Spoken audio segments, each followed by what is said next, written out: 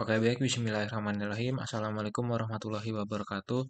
Perkenalkan, saya Angger Wirananta Usada dengan NIM akhir 124, praktikan pengendalian dan penjaminan mutu dari kelompok 8. Di sini saya akan menjelaskan tugas mingguan shift 1 mengenai modul 2 yaitu peta kendali atribut dan diagram Pareto. Nomor 1, sebuah perusahaan manufaktur memproduksi botol plastik minuman untuk menjaga kualitas. Perusahaan melakukan inspeksi harian terhadap produk yang dihasilkan. Setiap hari diambil sampel dari hasil produksi dan diperiksa apakah ada botol yang cacat, misalnya bocor, bentuk tidak sempurna, atau penutup yang tidak rapat. Berikut merupakan hasil data inspeksi 10 hari selama 10 hari. Jadi di sini ada tabel pengamatan dari hari pertama sampai hari ke-10 dengan jumlah sampel yang berbeda-beda setiap harinya. Di sini juga ada hasil sampel dari cacatnya. Jadi, pertanyaannya, manajer kualitas ingin mengetahui apakah proses produksi botol plastik tersebut masih berada dalam kendali statistik atau terdapat indikasi penyimpangan. Untuk nomor 1 ini kita menggunakan.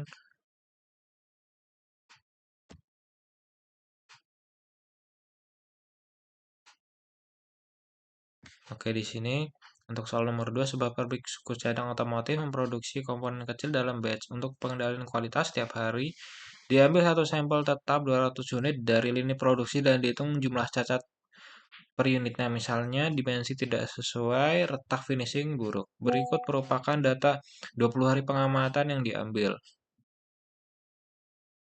Di sini ada jumlah pengamatannya dari hari pertama sampai ke hari 20 yang terdapat sampelnya itu tetap dan jumlah cacatnya itu yang berbeda. Manajer ingin memantau jumlah catat per sampel agar proses tetap stabil. Untuk nomor 3, sebuah pabrik tekstil memproduksi gulungan kain. Setiap gulungan diperiksa secara visual untuk cacatnya, lubang, noda, anyaman putus, dan lain-lain. Unit inspeksi adalah satu gulungan unit. Satu gulungan kain, area pemeriksaan konstan. Manajemen ingin memantau jumlah cacat per gulungan selama 20 hari agar proses tetap stabil. Di sini ada jumlah tabel pengamatan dari hari pertama sampai hari ke-20 dengan jumlah cacat yang berbeda-beda. Nomor 4, yaitu sebuah pabrik percetakan kemasan memproduksi lembaran karton untuk kotak produk. Setiap hari tim kontrol kualitas memeriksa beberapa gulungan karton. Area pemeriksaan per gulungan berbeda-beda. Misalnya beberapa gulungan yang lebih panjang sehingga jumlah unit yang diperiksa, misalnya meter atau lembarnya tiap hari tidak sama. Yang diamati adalah jumlah cacat cetaknya yaitu bleeding, smudge, dan misalignment per unit area.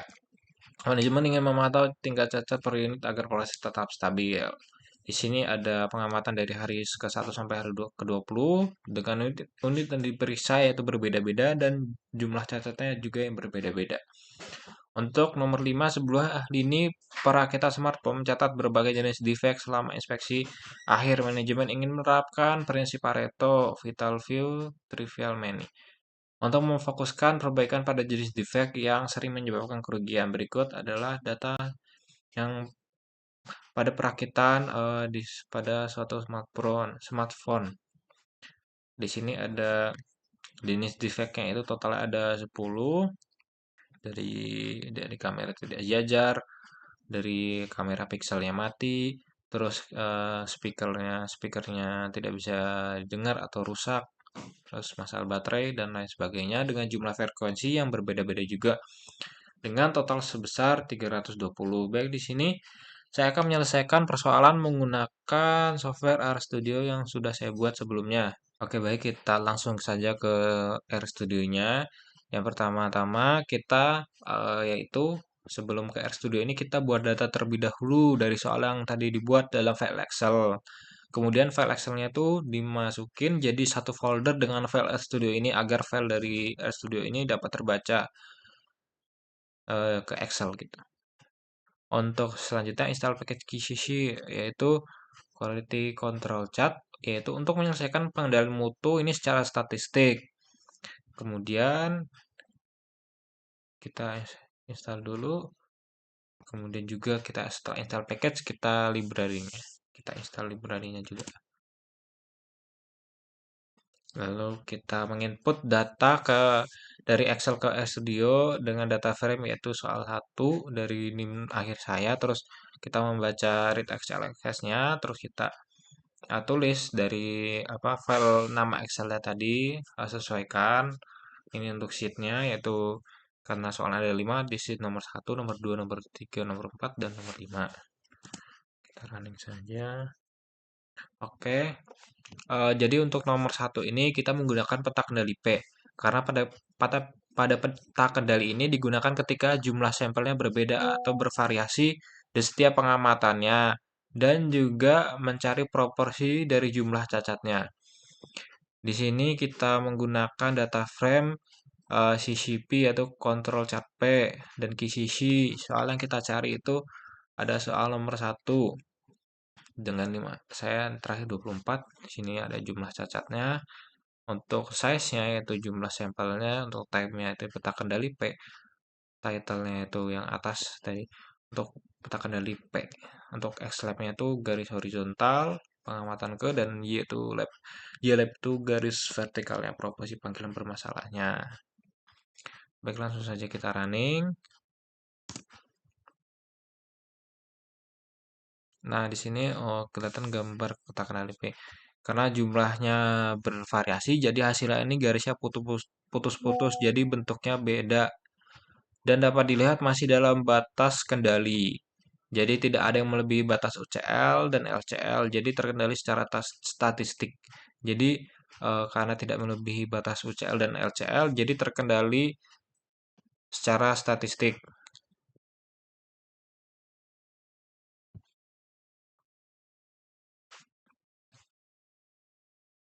Jadi tidak ada masalah dalam panggilan ini dari jumlah catat ini. Selanjutnya kita akan menampilkan data outlier. Di sini 0, pasti 0. Kemudian kita melihat ringkasan dari peta kendalinya menggunakan summary CCP. Di sini untuk size-nya, itu ada jumlahnya untuk size 180 jumlah 1, 150 jumlah 1, dan seterusnya. Number of group tadi karena jumlah sampelnya ada 10. Untuk center line-nya itu sebesar 0,06764776. Untuk standar deviasinya 0,2511111393. Untuk control limits-nya yaitu paling besar dari LCL-nya itu 0,01437237. Untuk paling terkecilnya 0,01149061 dengan rata-ratanya 0,01437237. Untuk UCL-nya sebesar 0,1209. Yang paling terbesar, yang paling terkecilnya dari UCL itu 0,1238 dengan rata-ratanya 0,1209. Baik, untuk nomor 2 ini, jadi nomor 2 ini kan untuk sampelnya tadi sama, maka menggunakan peta kendali P, peta kendali NP. Jadi peta kendali NP ini digunakan untuk menentukan jumlah cacat atau proporsi cacat per sampelnya. Untuk jumlah sampel itu berjumlah, sampelnya tadi berjumlah 20. Untuk jumlah cacat. Di sini kita menggunakan sintaks CCNP, control chart NP, kemudian kita soal 1 jumlah cacatnya, untuk size-nya itu sampel, type-nya NP, titelnya dan Excel pengamatan ke jumlah cacat. Mari kita running saja.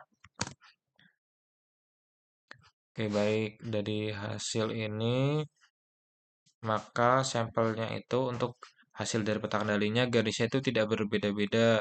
Jadi titik ini masih berada dalam batas statistiknya dari antara di UCL dan LCL-nya. Yang berarti masih aman untuk proporsi jumlah cacatnya, yaitu terkendali secara statistik. Untuk menampilkan data outlier-nya sudah pasti 0 semuanya. Untuk melihat selanjutnya, melihat ringkasan peta kendali menggunakan sumber CCNP. Baik, di sini terdapat hasilnya yaitu nilai minimumnya 6, mediannya 12, maksnya 18 dengan jumlah number of groupsnya 20, grup sample size-nya 200. Untuk center line-nya sebesar 11,85 dan standar deviasi 3,338. Dan untuk control limits-nya itu LCL-nya itu sebesar 1,8334 dan batas atasnya 21,8665. Oke, baik, kita ke soal nomor 3. Jadi terdapat karena di soal 3 ini terdapat dari tabel jumlah catatnya dari hari pertama sampai hari ke-20 dan jumlah kesalahannya untuk setiap cacatnya. Jadi soal nomor 3 itu kita akan menggunakan peta Kali C karena data yang dikumpulkan itu jumlah kesalahan dan pemisahan per unit dari harinya itu di mana ukuran unit pemeriksaannya itu sama atau konstan. Sama atau konstan yaitu selalu eh, satu satu hari per sampelnya, di mana untuk memantau jumlah kesalahan per harinya, per unit cacatnya itu.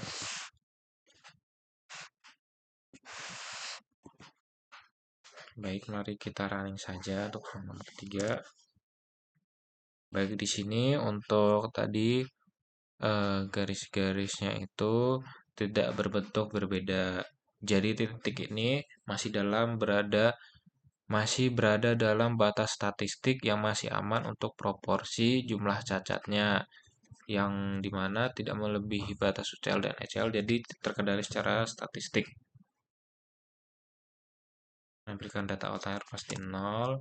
Untuk melihat ringkasannya, sama di sisi kontrol cat C. Di sini ada kesimpulannya untuk jadi nilai minimumnya sebesar 4, mediannya sebesar 6,5, meannya 6,8 dan nilai maksnya adalah 11. Untuk grup sampel size sebesar 1, number of groupnya sebesar 20, center line-nya itu sebesar 6,8, di sini center line. Dan standar deviasi 2,607681 dengan kontrol limitnya itu LCL-nya lower control limit itu besar 0 dan UCL-nya itu sebesar upper control limit sebesar 14,62304. Jadi untuk soal nomor 4 ini jadikan ada tabel pengamatan dari hari ke-1 sampai hari ke-20, di mana jumlah unit yang diperiksa ini berbeda atau bervariasi, dan di sini ada jumlah unit yang diperiksa. Untuk soal nomor 4 ini kita menggunakan peta kendali U karena di sini diketahui ukuran unit yang berbeda-beda. Untuk jumlah unit yang diperiksa bervariasi. Yang dicari itu adalah jumlah cacat yang diperlukan yang perlu dinyatakan sebagai per unitnya. Mari kita running saja. Oke, baik, sama seperti soal nomor soal nomor 1 tadi. Jadi karena jumlahnya bervariasi, maka hasilnya itu garisnya itu berputus-putus, jadi bentuknya itu berbeda-beda. Dan dapat dilihat juga masih dalam batas kendali, jadi tidak ada yang melebihi batas UCL dan batas ECL. Berarti terkendali secara statistik, jadi tidak ada masalah eh, dalam menentukan ini dan diperiksa ini atau cacat ini.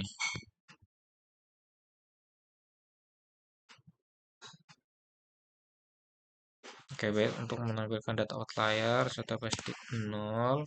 Untuk melihat ringkasan data kendalinya, maka di sini ada ukuran dan jumlahnya dari 100 dengan jumlah 1, 110 dan jumlah 1 dan seterusnya.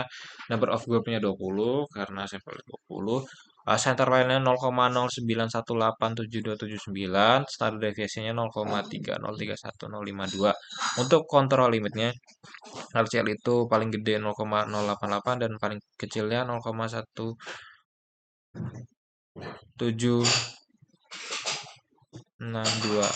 dengan rata-rata 0,01 1,998 dan UCL itu paling besar itu 0,174 dan paling rendahnya itu 0,166 dengan rata-rata 0,1637.